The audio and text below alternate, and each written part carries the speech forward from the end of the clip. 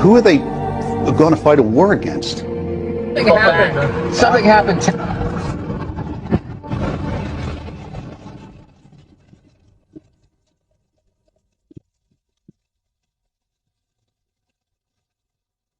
Robert Whitaker, the Tactical Supervisor for El Paso SRT for Homeland Security Investigations.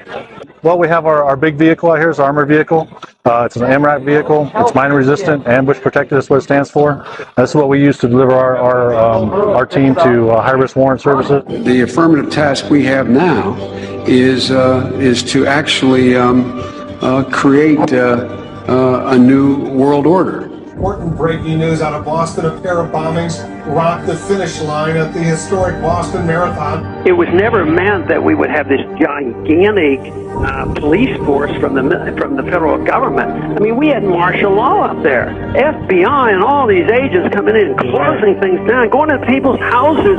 Do we close down cities because there's 10 murders over the weekend in Chicago? We don't do that. But here we close down a whole city, not even allowed to go to a baseball game. I mean, I think it's very, very scary when I look at some of those pictures. The military likes to perform war games, so that's why we're seeing military on the streets practicing. They are actually practicing. The tanks that we see on the streets and the National Guard patrolling neighborhoods and the practices that they're doing with our local police department, this is all in preparation for martial law, so that when they do actually lock down the country, they've got everything secured.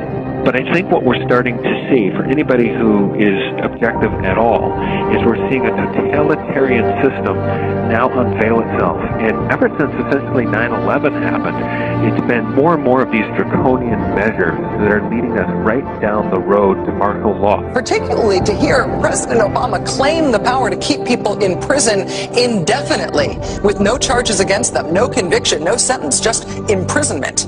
It's particularly stunning to hear him make that claim in the middle of a speech that was all about the rule of law. This last week, the U.S. Congress passed a bill which repeals classic comitatus, which means that we have now institutionalized and codified martial law. Right now, the battle against terrorism involves all of us.